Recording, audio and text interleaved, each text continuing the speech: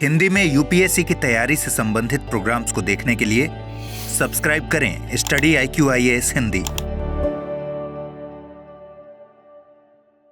वैश्विक अर्थव्यवस्था की हालात हम सबकी नज़र में हैं। हम सबको पता है कि किस आर्थिक दौर से पूरी दुनिया गुजर रही है। उसके पीछे कारण है या तो युद्ध है, टकराव है, या फिर टैरिफ वॉर है। इस टैरिफ वॉर के कारण पूरी दुनिया की जो अर्थव्यवस्था है कहीं ना कहीं ये बहुत खराब दौर से है। आंकड़े स्पष्ट नहीं है, लेकिन हम कह सकते हैं कि 2008 में जो आर्थिक मंदी थी हम उसके आसपास ही कहीं हैं। अगर आने वाले 1-2 साल में कुछ ऐसा ही चलता रहा तो पूरी दुनिया को उसी तरीके की आर्थिक मंदी देखने को मिलेगी। अब हम किसी देश की वास्तविक स्थिति को अगर समझना चाहते हैं तो वास्तविक स्थिति को समझने के लिए उसके दो ही पैरामीटर होते हैं। एक पैरामीटर है कि आप उसके क्वांटिटेटिव फिगर्स को देखो। क्वांटिटेटिव फिगर्स के अंतर्गत आप लोग बात करते हैं GDP, GNP, per capita income, ये सब कुछ आते हैं। ये उसकी वृद्धि को बताते हैं। और आप किसी देश के वास्तविक विकास को देखना चाहते हैं कि सच में वो डेवलप हो रहा है या नहीं हो रहा है, तो कुछ वास्तविक आंकड़े आपको देखने को मिलेंगे, देखना पड़ेगा, जिनको हम जानते हैं HDI, ह्यूमन डेवलपमेंट इंडेक्स के नाम से। पार्टिसिपेशन ऑफ विमेन का, कि विमेन किस तरीके से पार्टिसिपेट कर रही हैं, विमेन कितनी इंडिपेंडेंट हैं, ग्रीन इकोनॉमी के लिए आप किस तरीके से काम कर रहे हैं, और इसी के साथ में पॉवर्टी एंड हंगर की क्या स्थिति है। इन सभी के बीच में एक रिपोर्ट आई है और वो रिपोर्ट कुछ बता रही है पर कैपिटा इनकम को लेकर। इस पर कैपिटा इनकम के बढ़ने के कारण को समझेंगे, भारत की अर्थव्यवस्था कैसे सस्टेन कर पा रही है इसको समझेंगे, और हमारे सामने कौन कौन से चैलेंजेस हैं इनको भी समझेंगे। स्वागत है आप लोगों का, मेरा नाम है Gaurav Sharma. GS3 Indian economy में आप इसको बहुत अच्छे तरीके से यूज़ कर सकते हैं। बहुत ही डाइवर्सिफाई आर्टिकल है। मुझे पता है कि इसके मिली जुली प्रतिक्रियाएं मुझको मिलने वाली हैं, बट इंपॉर्टेंट लगा मुझे, तो चलो आपसे डिस्कस करते हैं, समझने की कोशिश करते हैं। पहले रिपोर्ट क्या है जरा इसको एक बार देख लेते हैं। देश में 2031 में प्रति व्यक्ति आय होगी 4.6 लाख रुपए। 2013 में 6 करोड़ परिवार 10 लाख कमा रहे थे, और अब इनकी आबादी 10 करोड़ रुपए हो चुकी है। 10 करोड़ परिवार हो चुके। 6 करोड़ लोग ऐसे थे जो 10 लाख पर कैपिटा इनकम हुआ करती थी, और अब ये 10 CR पीपल हो गए हैं जिनकी 10 लाख पर कैपिटा इनकम है। तो ये आंकड़े बता रहे हैं कि भारत में जो आय वर्ग है, इस आय वर्ग में परिवर्तन हमको देखने को मिल रहे हैं। आय वर्ग में जब परिवर्तन होते हैं तो हम एक एस्पिरेशनल इकोनॉमी की तरफ बढ़ने लगते हैं, एक आकांक्षी अर्थव्यवस्था की तरफ बढ़ने लगते हैं। और आकांक्षी अर्थव्यवस्था कहीं ना कहीं ये बताती है कि हमारी इकोनॉमी में अभी जो कंजप्शन है ये बढ़ रहा है, खपत बढ़ रही है, मांग बढ़ रही है, और इसके साथ में सारी चीज़ें एक साथ ग्रो कर रही होती हैं। मतलब धीरे धीरे जो भारत है ये निम्न आय अर्थव्यवस्था से मध्यम आय, और मध्यम आय से उच्च आय वाली अर्थव्यवस्था में कन्वर्ट हो रहा है। अगर हमने सब कुछ ठीक ठाक तरीके से किया, प्रोडक्शन को बढ़ा पाए, इंफ्रा बेहतर कर पाए, social justice, equal participation of women, poverty और हंगर को दूर कर पाए, तो आगे आने वाले 20-30 सालों में भारत एक विकसित अर्थव्यवस्था और एक बहुत बड़ी इकोनॉमी के तौर पर हमको देखने को मिलेगा। ये आंकड़े कुछ यही बात हमको बताते हैं। 2013 से लेकर 2024-25 के कंपैरिजन में काफी वृद्धि हमको देखने को मिली है। पर कैपिटा इनकम लगभग डबल हो गई है। अब ये 2,50,000 रुपए के आसपास पर कैपिटा इनकम हमारी अभी है, और आगे आने वाले 4 सालों में ये 4,61,000 पे पहुंच जाएगी। तो ये ड्रास्टिक चेंजेस हमको देखने को मिल रहे हैं। हालांकि ये वास्तविक स्थिति नहीं होती है। आप सबको पता है कि हमारे सामने जो आंकड़े आते हैं वो आंकड़े कौन से आते हैं? GDP आती है, GDP के साथ में GNP आता है। लोगों को NNP तो पता ही नहीं चल पाता कि भाई NNP क्या होता है, यहाँ तक हम लोग नहीं पहुंच पाते। हमको ये बताया जाता है कि एक फाइनेंशियल ईयर में किसी देश की सीमा के अंतर्गत जो भी प्रोडक्ट और सर्विसेज प्रोड्यूस किए जाते हैं, इनकी जो फाइनल वैल्यू होती है आप उसको GDP कहते हैं, और GDP वृद्धि हमको दिखाई जाती है। इससे अर्थव्यवस्था अच्छी दिखाई देती है। पर इसमें जो चैलेंजेस चल रहे हैं, आय असमानता, गरीबी, भूखमरी, ये सब हम इनको नहीं देख पाते, राइट। तो GDP एक छदम आंकड़े है, ऐसे ही पर कैपिटा इनकम छदम आंकड़े। ये मत समझना कि पर कैपिटा इनकम बढ़ जाएगी तो सब कुछ सही हो जाएगा, नहीं, अभी भी ढेर सारे चैलेंजेस है। चलिए इन सबको समझने की कोशिश करते हैं। ये हमारा टेलीग्राम चैनल है, आप इसको ज्वाइन कर सकते हैं। यहाँ आपको PDF और PDF के साथ में ढेर सारी अपडेट यहाँ मिलेंगी। ये ढेर सारी अपडेट आपको यहाँ पे मिल जाती हैं, आप इसको ज्वाइन कीजिए। खबर देखो। रिपोर्ट का सारांश क्या है कि भारत में बढ़ती आय, खपत और शहरीकरण, मतलब आय बढ़ रही है, खपत बढ़ रहा है, शहरीकरण, सब कुछ बढ़ रहा है। लेकिन दूसरा पहलू बार बार मैं आपको याद दिला रहा हूं कि इसके साथ में चैलेंजेस भी कई सारे हैं, वो भी आपसे डिस्कस करेंगे। रिपोर्ट का मुख्य सारांश क्या है? प्रकाशक है Franklin Templeton. Franklin Templeton asset management company है। प्रकाशन वर्ष है 2025 का। विषय है भारत की आय, उपभोग और आर्थिक वृद्धि के रुझान। आय बढ़ रही है, उपभोग बढ़ रहा है, आर्थिक वृद्धि बढ़ रही है, ये तो यही बताते हैं, ठीक है, इस बात को ध्यान रखिएगा। क्या कह रहे हैं ये कि 2013 में 1.20 लाख रुपए लगभग प्रति व्यक्ति आय हमको देखने को मिल रही थी, और 10 लाख से अधिक आबादी वाले जो परिवार थे इनकी संख्या 6 करोड़ थी, और ये खपत का 30%, मतलब जो भी कंजप्शन हो रहा था उसमें 30% के आसपास योगदान दे रहे थे, मतलब जो भी खपत हो रही है उसमें 30% इन लोगों का कॉन्ट्रीब्यूशन यहाँ पर था।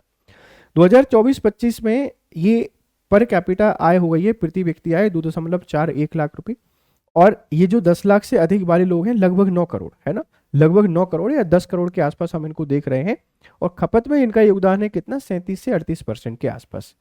और 2031 में इनकी संख्या 4.6, मतलब जो पर कैपिटा इनकम है 4.6 लाख प्रति व्यक्ति हमको देखने को मिलेगी, और ये 10 करोड़ से अधिक हो सकते हैं, मतलब 12 CR के आसपास इनकी संख्या पहुंच सकती है, और खपत में ये 40% के आसपास योगदान देंगे।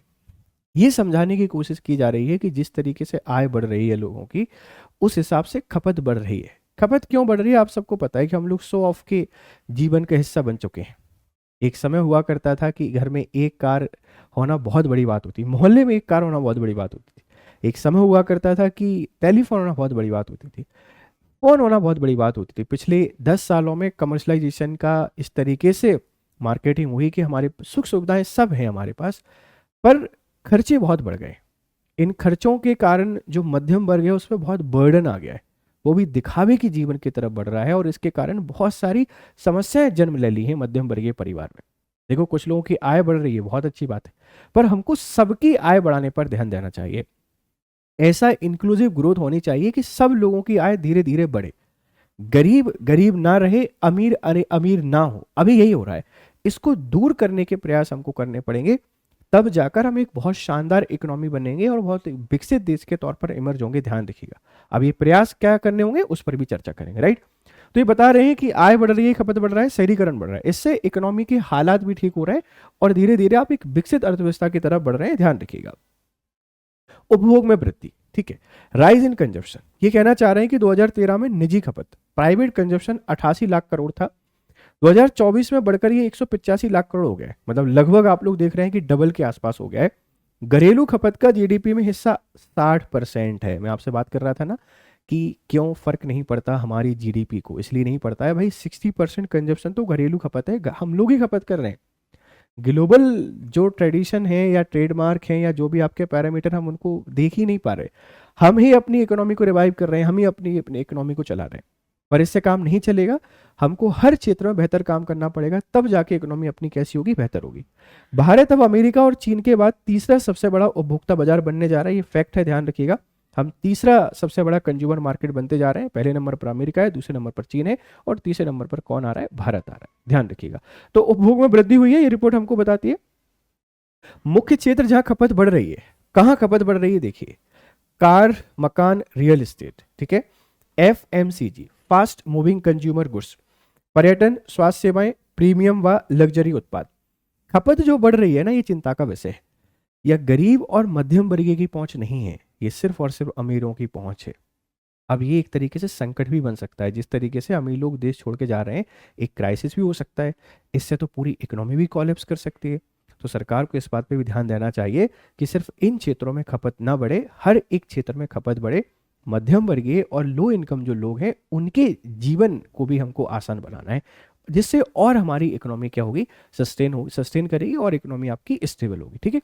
अभी खपत बढ़ने वाले क्षेत्रों से कोई पूछेगा, आप लोग बता देंगे कि इन क्षेत्रों में खपत बढ़ रही है, इसके कारण इकोनॉमी थोड़ा सा ठीक परफॉर्म कर रही है। अब वृद्धि के प्रमुख कारण क्या है, मतलब आय बढ़ रही है, खपत बढ़ रही है, शहरीकरण बढ़ने के कारण क्या है, तेजी से आर्थिक विकास, सेवा क्षेत्र, विनिर्माण और डिजिटल अर्थव्यवस्था का विस्तार हुआ है। हमने बहुत रैपिड ग्रो नहीं किया है, लेकिन थोड़ा थोड़ा ग्रो कर लिया है। थोड़ा थोड़ा ग्रो करने से लोगों के इनकम लेवल बढ़ गए, और इनकम लेवल जब बढ़ जाते हैं तो व्यक्ति खर्च तो करता ही करता है। इसलिए आय बढ़ने के पीछे कारण, आय बढ़ा तो खपत बढ़ा, खपत बढ़ा तो शहरीकरण बढ़ा, सीधे ध्यान रखना। जनसांख्यिकीय लाभ, डेमोग्राफिक डिविडेंड, युवा कार्यबल की बढ़ती संख्या। अब युवा कार्यबल काफी ज्यादा है, ज्यादा काम कर रहे हैं लोग तो ज्यादा आय हो रही है, तो सारी चीज उस पर डिपेंड करती हैं। सरकारी योजनाएं, पीएम गरीब कल्याण योजना, उत्पादन आधारित प्रोत्साहन पीएलआई और आत्मनिर्भर भारत मिशन, इनके कारण भी हमको जो वृद्धि है, वृद्धि देखने को मिली है। बढ़ती औद्योगिक उत्पादकता और स्टार्टअप संस्कृति, ये बात हमको मानना पड़ेगा कि अब हमारे पास स्टार्टअप संस्कृति बहुत बढ़ चुकी है और इसके कारण ढेर सारे फायदे हमको देखने को मिल रहे हैं, ध्यान रखिएगा। बुनियादी ढांचे इंफ्रास्ट्रक्चर में निवेश, सड़क, रेल और डिजिटल नेटवर्क, इसके कारण भी आय बढ़ी है, खपत बढ़ी है और हमारा शहरीकरण बढ़ता हुआ देखने को मिला है।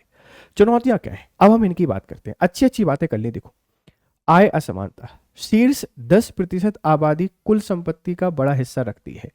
90% आबादी का क्या, इसकी तरफ हम ध्यान नहीं देंगे क्या? हमें इसकी तरफ भी ध्यान देना पड़ेगा, नहीं तो फिर कैसे काम चलेगा। मैंने आपसे क्या बोला था कि कुछ लोग अमीर होते जा रहे हैं, कुछ लोग गरीब होते जा रहे हैं। ये बहुत बड़ा चैलेंज है, इस चैलेंज को हमको दूर करना पड़ेगा। आपसे कोई पूछेगा कि इंडिया एक तरफ तो सबसे तेजी से बढ़ता हुआ जीडीपी है, सबसे तेजी से ग्रोथ करता हुआ देश है, दूसरा चैलेंजेस कौन कौन से, आप उस पर चर्चा कीजिए। तो आप वहां पर इनको लिख के आ सकते हो। ग्रामीण शहरी असमानता, ग्रामीण क्षेत्रों में आय वृद्धि की गति धीमी है, गांव अभी भी गांव है। आप शहरों के 5-10 किलोमीटर के आसपास के गांव को मत देखिए, आप रिमोट एरिया में जाके देखिए, 30, 40 और 50 किलोमीटर के क्षेत्र में। पीएम आवास योजना और सरकार ने जो स्कीमें दी हैं, इसके अलावा और कुछ भी नहीं है। गांव अभी भी वैसे के वैसे हैं। शहर आपके मिलीनियर बनते जा रहे हैं, गांव की स्थिति अभी भी खराब है। हमें गांव की इकोनॉमी को बूस्ट करना पड़ेगा, तब जाके इंडियन इकोनॉमी पूरे तरीके से बूस्ट कर पाएगी।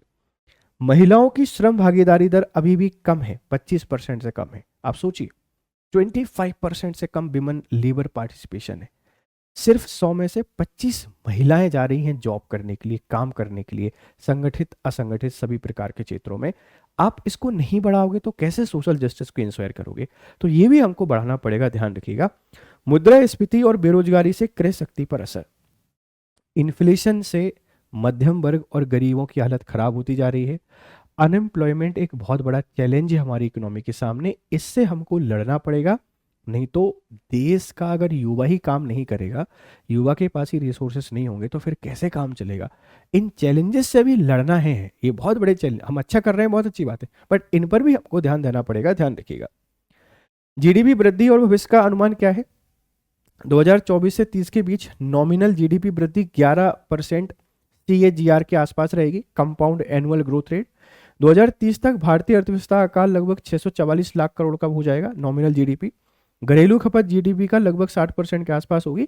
इससे भारत की कंजप्शन लेड ग्रोथ इकोनॉमी के रूप में पहचान मिल रही है। मतलब अब हम खुद कंजप्शन कर रहे हैं और खपत आधारित अर्थव्यवस्था बन रही है, जो कि धीरे धीरे एक आर्थिक वृद्धि का कारक हमेशा माना ही जाता है। धीरे धीरे एक स्टेबल इकोनॉमी बनने की ओर हम अग्रसर हो रहे हैं। ये कुछ भविष्य की संभावनाएं, इनको ध्यान रखिएगा। नीतिगत सुझाव क्या है? मतलब और बेहतर काम करना है तो हम क्या कर सकते हैं? रोजगार सृजन पर विशेष ध्यान देना चाहिए। मैन्युफैक्चरिंग, MSME, ग्रीन जॉब, यहाँ हम बहुत सारे रोजगार क्रिएट कर सकते हैं। कृषि उत्पादकता और ग्रामीण उद्योगों को बढ़ावा देना चाहिए। अगर आप इनको बढ़ावा दोगे तो और इंक्लूसिव ग्रोथ हमको देखने को मिलेगी। महिला और युवा उद्यमिता को प्रोत्साहन देना चाहिए। महिला और यूथ को एंटरप्रेन्योरशिप में आना चाहिए और सरकार अवेयरनेस लेकर आए, इनको प्रमोट करे, इनको सपोर्ट करे, तो चीजें बेहतर हो सकती हैं। समान अवसरों पर आधारित विकास मॉडल अपनाना चाहिए। गरीब गरीब और अमीर अमीर नहीं, सबको इंक्लूसिव ग्रोथ का हिस्सा हमको बनाना है। शिक्षा और स्किल डेवलपमेंट पे निवेश बढ़ाना होगा। एजुकेशन की स्थिति हम सबको पता है क्या स्थिति है भारत की। स्किल डेवलपमेंट और एजुकेशन प्रोग्राम में पैसा हमको इन्वेस्ट करना पड़ेगा, तब जाके हमारी अर्थव्यवस्था की स्थिति और बेहतर देखने को मिलेगी, ध्यान रखिएगा। इसके प्रभाव क्या है? जैसे देखो, आर्थिक प्रभाव की बात करते हैं कि उच्च आय, बढ़ता उपभोग, निवेश और शहरीकरण से जीडीपी मजबूत है। जीडीपी मजबूत हो रही है, ध्यान रखना। आर्थिक स्थिति में जीडीपी काफी बेहतर परफॉर्म कर रही है, सरकार इस पे वाहवाही बटोर रही है अपनी बहुत बढ़िया तरीके से। लेकिन सामाजिक इंपैक्ट की जब हम लोग बात करेंगे तो मध्यम वर्ग का विस्तार हो रहा है, जीवन स्तर में सुधार होगा, ग्रामीण शहरी असमानता घटने की संभावना है। इसको हमको घटाना है, ऐसे प्रयास करना है जिससे ये घटे, ध्यान रखिएगा। राजनीतिक क्या है? सरकार की नीतियां जैसे make in India, PMAY digital India इस विकास को गति देते हैं। सरकार को और प्रोग्रेसिव पॉलिसीज यहाँ पे बनानी पड़ेंगी। पर्यावरणीय, उपभोग बढ़ने से कार्बन उत्सर्जन, अपशिष्ट प्रबंधन जैसी चुनौतियां भी बढ़ेंगी, पर पर्यावरण का संकट और हमको देखने को मिलेगा। वैश्विक उपभोग बाजार में अमेरिका और चीन के बाद तीसरा सबसे बड़ा खिलाड़ी बन रहा है, या सबसे बड़े हम उपभोक्ता बन रहे हैं। ये हमारी इकोनॉमी के लिए अच्छी बात है। तो ये इसके इम्पैक्ट आपसे कोई पूछे कि इसके क्या इम्पैक्ट हो सकते हैं, चाहे इकोनॉमिक इम्पैक्ट हो, सोशल इम्पैक्ट हो, एनवायरमेंटल इम्पैक्ट हो, या वैश्विक ग्लोबल हो, ये सारे के सारे इम्पैक्ट भी आप इसको लिख पाएंगे। ठीक है, अब एक सवाल है, इस सवाल को पढ़िए और इसका आंसर दीजिए, क्या आंसर होगा।